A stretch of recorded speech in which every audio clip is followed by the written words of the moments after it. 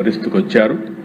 దేశంలో కేంద్ర ప్రభుత్వం చొరవతో ఈ యొక్క నక్సలిజం కూడా మార్చి లోపల ఎక్కడా లేని పరిస్థితి వస్తుంది.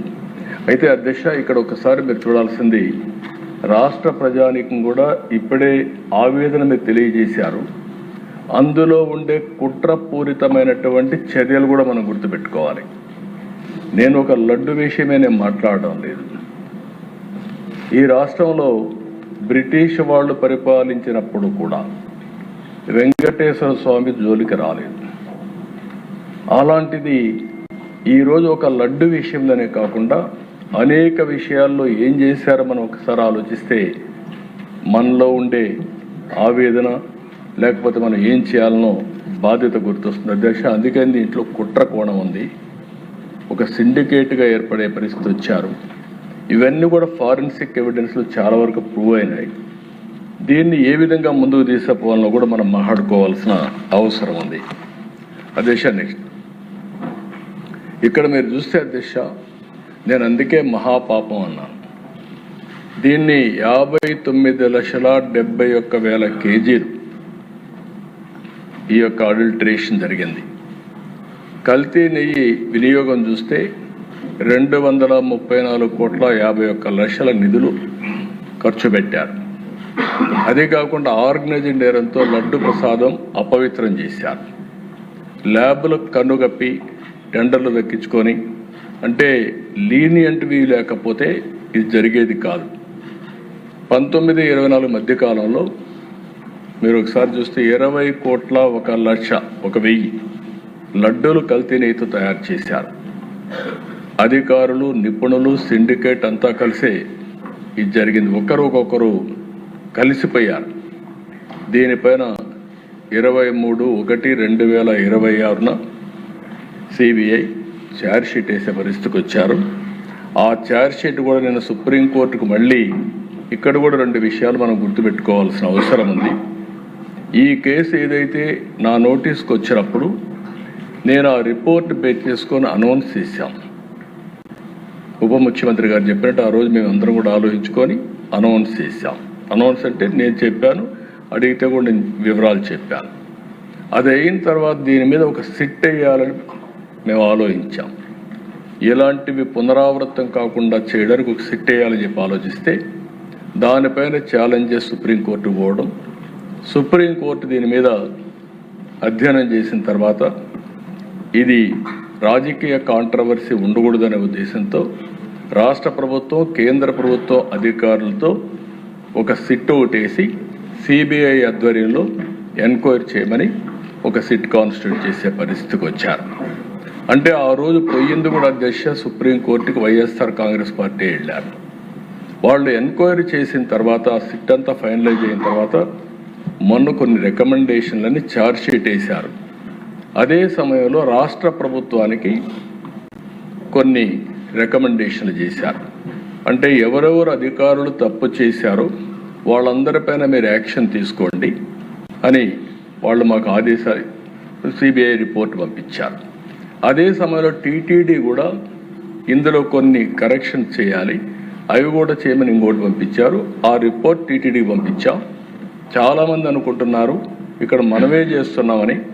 కాదు, 2 విధాలుగా ఉంది.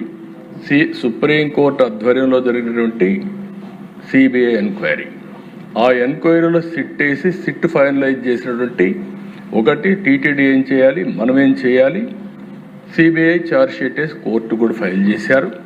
నిన్న కోర్టు కేసింది నెంబరింగ్ కాకపోయినా మళ్ళా వైఎస్ఆర్ కాంగ్రెస్ పార్టీ ఆధ్వర్యంలో కానీ ఎవరైనా కానీ సుబ్రహ్మణ్య స్వామి గారు అడ్వకేట్ కింద సుప్రీంకోర్టులో ఫైల్ వేశారు.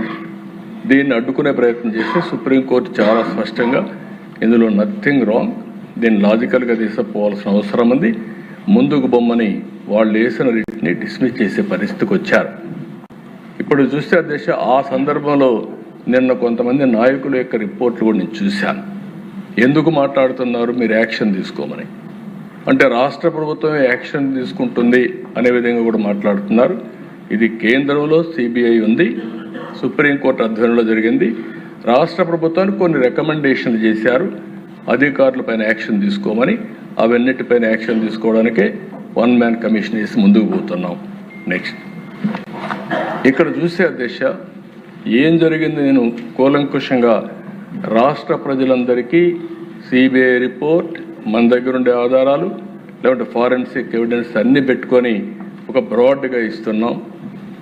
కల్తీ కుట్ర ఏ విధంగా జరిగిందంటే 2020 జనవరి, ఫిబ్రవరి టెండర్ నిబంధనలు మార్చి కమిటీ మార్చారు. 371 నెంబర్ రెజల్యూషన్తో నాణ్యతా ప్రమాణాలన్నీ తగ్గించే పరిస్థితికి వచ్చారు. ఆ తర్వాత మీరు చూస్తే 2022 మేలో బోలేబాబా సంస్థపై ఫిర్యాదు విచారణకు ఆదేశించారు. 2022 బీటా సియోస్టెరాల్తో నెయ్యి కల్తీ జరిగిందని CFTRI ల్యాబ్ రిపోర్టు వచ్చింది. ఈ రిపోర్టు 2022 ఆగస్టులో వచ్చింది. అది కూడా వచ్చిన తర్వాత ఆ బ్రీఫింగ్ టీటీడీ బోర్డు చైర్మన్కి చేస్తే దాన్ని ఆయన తొక్కిపెట్టే పరిస్థితికి వచ్చారు. 2024 కల్తీని వ్యవహారంలో కీలక పరిణామం NDDB ఇచ్చిన తర్వాత ఇవన్నీ కూడా అందులో కూడా మీరు చూస్తే అధ్యక్ష NDDB రిపోర్ట్లో చాలా స్పష్టంగా రిపోర్టు నేను చూపిస్తాను. దానిపైన AR డైరీని బ్లాక్ లిస్ట్లో పెట్టడం, సిట్తో 2024 అక్టోబర్లో CBI సిట్ వేయడం, అందులో FSSAI వాళ్ళు కూడా చేర్చారు. మొత్తం కూడా ఇవన్నీ ఉన్నాయని 26 జనవరి మొన్నే 36 మంది పైన ఒక ఛార్జ్ షీట్ వేశారు. నెక్స్ట్ ఇది చూస్తే అధ్యక్ష మొత్తం ఏ విధంగా జరిగిందని చూస్తే ఇట్ ఈస్ వెరీ క్లియర్. నెయ్యి పాలు ఏమాత్రం లేని కంపెనీలు, అలాంటి కంపెనీలు కెమికల్ ఏ విధంగా తయారు చేస్తారు గాడ్ ఓన్లీ నోస్. అలాంటి కంపెనీలకు ఇచ్చే పరిస్థితికి వచ్చారు. 19 ఆగస్ట్ టెండర్ నిబంధనలు సడలింపు చేశారు. 250 కోట్లకు టర్నోవర్ తగ్గించారు. 4 లక్షల లీటర్ల పాల సేకరణ సామర్థ్యం కూడా తగ్గించారు. 250 కోట్లను తగ్గించారు. 4 లక్షల లీటర్లు కూడా తగ్గించారు. బోలేబాబా డైరీ మారిన ఆర్ష్ ఫ్రెష్ డైరీ, అక్కడి నుంచి ఆర్ష్ ఫ్రెష్ డైరీ ఒకటి వాళ్ళు తీసుకొని అర్హత లేదని ముందుగానే తేల్చారు. వీళ్ళు తేల్చిన తర్వాత 70,000 కేజీల నెయ్యి సేకరణకు టెండర్లు పిలిచి టీటీడీ పాల సేకరణ లేదని ఆర్ష్ ఫ్రెష్ డైరీ బిడ్ తిరస్కరించారు. అదే సమయంలో 2019 అక్టోబర్ 2019 డిసెంబర్లో 2% కేజీకి ₹5 కమిషన్తో శ్రీ వైష్ణవి మల్గంగా మిల్క్ సంస్థల్ని కోరిన ఆర్ష్ ఫ్రెష్ ఏ విధంగా కొల్యూడయ్యారనేదానికి దిస్ ఆర్ ఆల్ ఎగ్జాంపుల్స్. అక్కడి నుంచి 2020 జనవరిలో వైష్ణవి ప్లాంట్ను తనిఖీ చేసి ఉత్పత్తి సామర్థ్యం లేకపోయినా సిఫారసు ఇవ్వడం. ఫిబ్రవరి 2020లో నెయ్యి సరఫరా టెండర్లు నిబంధనలు భారీగా సడలింపు చేసి టర్నోవర్, అనుభవం, నెయ్యి తయారీ సామర్థ్యం లేకపోవడం వంటి అంశాల్లో మినహాయింపు ఇవ్వడం, ఎగ్జంప్షన్స్ ఇచ్చారు తెలిసి కూడా. 2020 మార్చి 27,200 కేజీల ఆవు నెయ్యి కొనుగోలుకి వైష్ణవి సంస్థకే సప్లై ఆర్డర్ ఇచ్చారు. 1 లీటర్ మిల్క్ సప్లై ప్రొక్యూర్ చేయని సంస్థకి ఇచ్చే పరిస్థితికి వచ్చారు. 21 మార్చి వైష్ణవి ట్యాంకర్ను పరిశీలించి సరఫరాకు అనుమతించిన RSSVR Subrahmanyam, doctor Venkataswamy Venkata Subrahmanyam. 21 July, September 28లో బోలేబాబాగా మారిన ఆర్ష్ ఫ్రెష్ సంస్థ, బోలేబాబా సంస్థనే ఆర్ష్ ఫ్రెష్గా మారి అక్కడి నుంచి కల్తీకి ఆర్ష్ ఫ్రెష్ డైరీ ఫుడ్స్ నూనె సరఫరా కొనడం ఎన్ని చేశారు. నెక్స్ట్ ఇక్కడి నుంచి చూస్తే అధ్యక్ష 2021 నవంబర్ 20,50,000 కేజీల నెయ్యికి టీటీడీ టెండర్లు, కేజీకి ₹329 చొప్పున బోలేబాబాకు నెయ్యి సప్లై ఆర్డర్ ఇచ్చారు.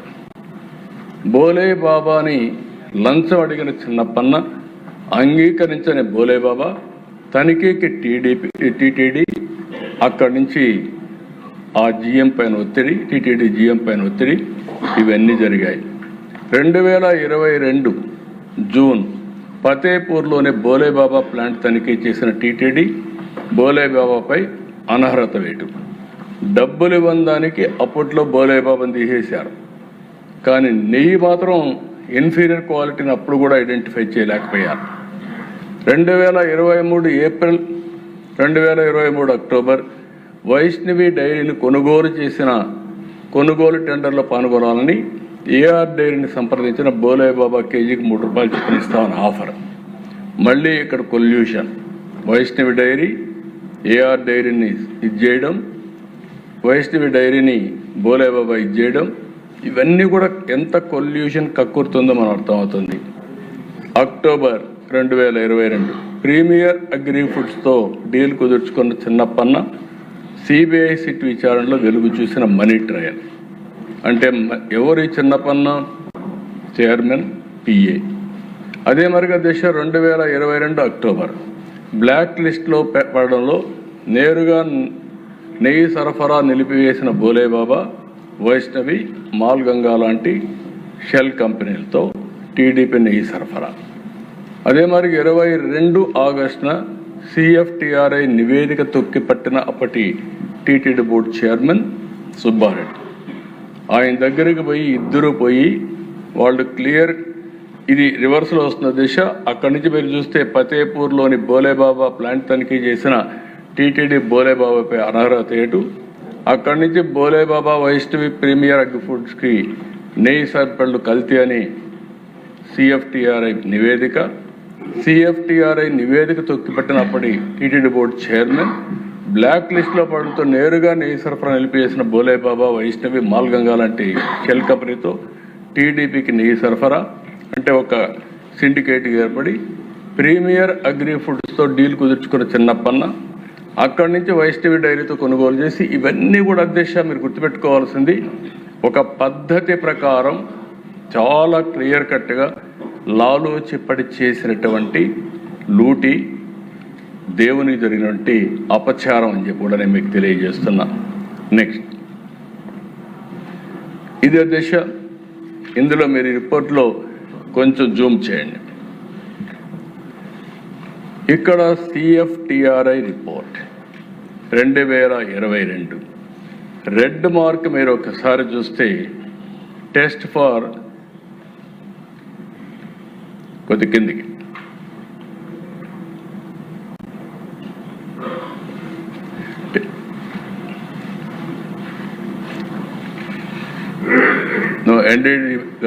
ఆ రిపోర్ట్ బ్యాక్ పేజ్ క్లియర్గా జూమ్ చేయమన్నాను. కిందది లాస్ట్ది టీఎఫ్టీ అదే ఆ రిపోర్ట్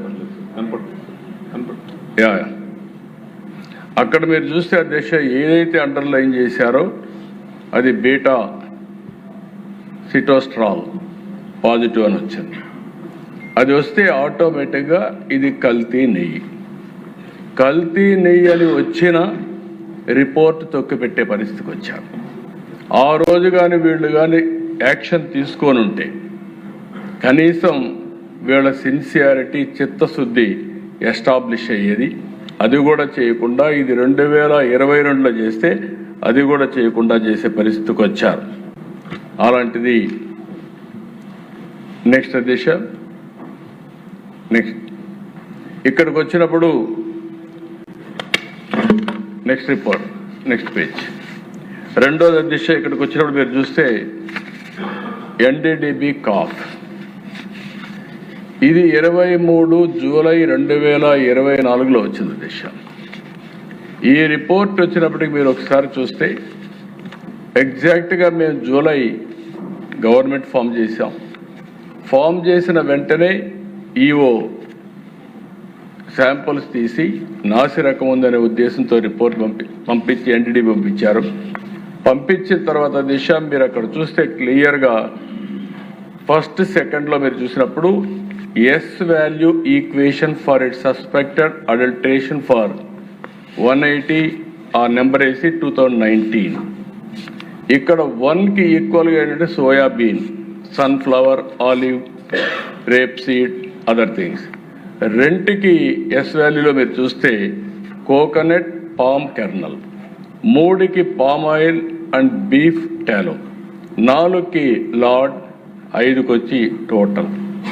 ఇందులో క్లియర్గా దశ ఎనిమల్ ఫ్యాట్ ఉంది అనే విధంగా వాళ్ళు ఇచ్చిన రిపోర్ట్ని నేను చెప్పాను తప్ప నేను సొంతంగా చెప్పిన విషయం కాదు. అది భగవంతుడు నా దగ్గర ఆ మాట ఆ రిపోర్ట్ విషయాలు చెప్పించాడు తప్ప ఇంకోటి కాదు.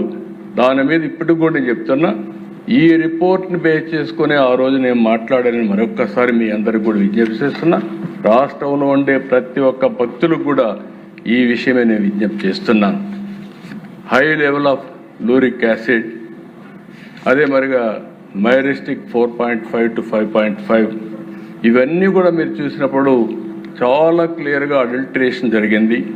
దీంట్లో కూడా మళ్ళీ మీరు బ్యాక్ వస్తే మీకు కొన్ని విషయాలు చెప్తాను, ఆ విషయం కూడా ఒక ఐడియా వస్తుంది. నెక్స్ట్ అదే దిశ, ఇక్కడ మీరు చూసినప్పుడు రోజుకి 4 లక్షల లీటర్ల పాలు కొనుగోలు చేయాలని నిబంధన తొలగించారు. నెయ్యి నిష్పత్తిలో అనుభవాన్ని 3 ఏళ్ల నుంచి ఏడాది కుదింపజేశారు. రోజుకు 12 టన్నులుగా ఉండాల్సిన వెన్న తయారీ 8 టన్నులకు తగ్గించారు. డైరీల వార్షిక టర్నోవర్ 250 నుంచి 150 కోట్లకి చేశారు. సాంకేతిక అధ్యయనం, ఫీల్డ్ విజిట్ పూర్తిగా మినహాయింపించారు. ఫుడ్ సేఫ్టీ నిబంధనల్ని పూర్తిగా నీరుగార్చారు. నెక్స్ట్ ఇది కూడా మీరు దిశ, ఇక్కడ ఒకసారి చూస్తే ప్రధాన సూత్రధారులు పామల్ జైన్, విపిన్ జైన్, బోలేబాబా ఆర్గానిక్ డైరీ. ఇది కూడా మనం గుర్తుపెట్టుకోవాలి. There are 2 dairies, Bolebaba organic dairy and Bolebaba foods limited. ఈ పక్కన మీరు గుర్తుపెట్టుకుంటే దిశ, నెయ్యి సరఫరా చేసిన షెల్ కంపెనీలు AR dairy, Vaishnavi dairy, మాల్గంగా milks. ఆ పక్క కల్తీకి సహకరించిన వ్యక్తులు కల్తీ నెయ్యికి రసాయనాల సరఫరా అజయ్ కుమార్ సుగన్, మహేష్ కుమార్ రోహెరా, వీళ్ళందరూ ఉన్నారు. బ్యాంక్ అకౌంట్లో 4,69,00,000 రూపాయలు లంచం డబ్బుతో దొరికిపోయిన TTD board chairman PA Chinnappanna కల్తీ నెయ్యి సరఫరాకి సహకారం అందించింది కూడా చిన్నప్పన్న అని చెప్పి చాలా స్పష్టంగా మనకు ఒక ఐడియా వస్తుంది. నెక్స్ట్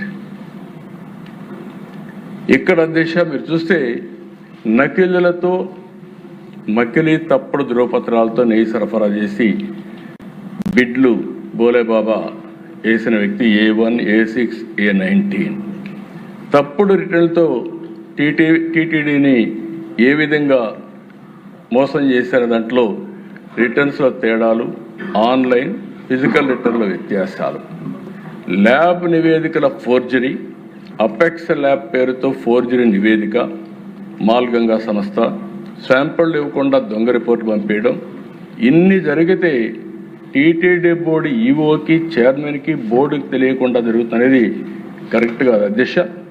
రాష్ట్రం మొత్తం ఎవరు దేవుని దగ్గరికి వచ్చినా ఆ ప్రసాదం తీసుకున్నప్పుడు ప్రతి ఒక్కరూ విమర్శించారు. నాణ్యత తగ్గిపోయిందని అందరూ మాట్లాడారు, ఎంతోమంది ఆందోళన చేశారు. కానీ ఏమాత్రం పట్టించుకోకుండా ఇవన్నీ చేసే పరిస్థితికి వచ్చారు. నెక్స్ట్ ఇది మీరు ఒకసారి, ఇది ఇంపార్టెంట్ దిశ.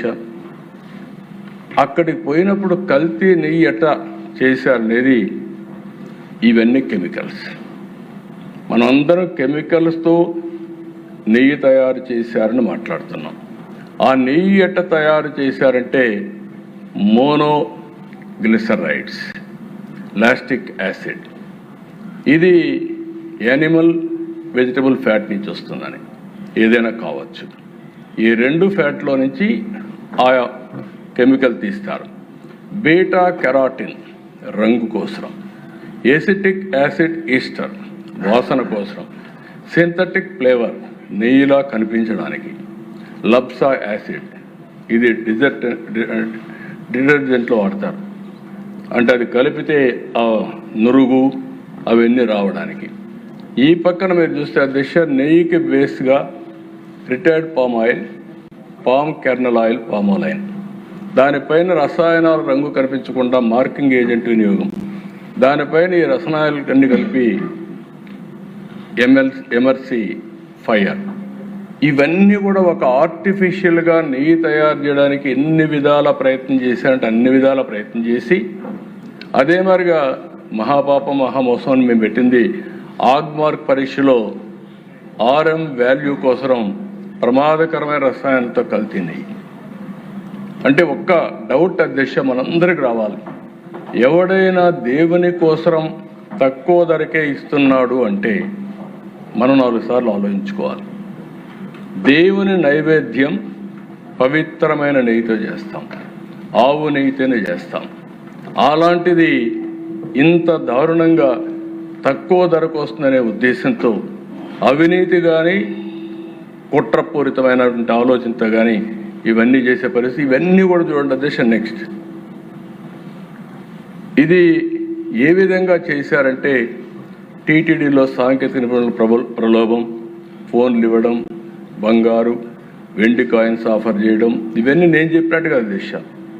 ఇవన్నీ కూడా ఏదైతే ఛార్జ్ షీట్ వేశారో ఛార్జ్ షీట్లో వేసినటువంటి విషయాలన్నీ ప్లాంట్ తనిఖీలో అనుకూల నివేదికలు ఇప్పించిన టీటీడీ నిపుణులు బత్తుల సురేంద్రనాథ్, డాక్టర్ కులకర్ణి, జయరాజా రావులకి లంచాలేరా, కిలో నెయ్యి 25 రూపాయలు డిమాండ్ చేసిన చిన్నప్పన్న, అదే సమయం నెగటివ్ రిపోర్టు తొక్కిపెట్టిన గోడౌన్ సిబ్బంది, ఇవన్నీ కూడా ఒక పద్ధతి ప్రకారం వాళ్ళందరికీ ప్రోటోకాల్ దర్శనాలు, ఇవన్నీ చేసి ఎంత మ్యానిపులేషన్ చేశారంటే ఒకసారి తలుచుకుంటేనే బాధ, ఆవేదన, ఆవేశం కూడా వస్తుంది దిశ.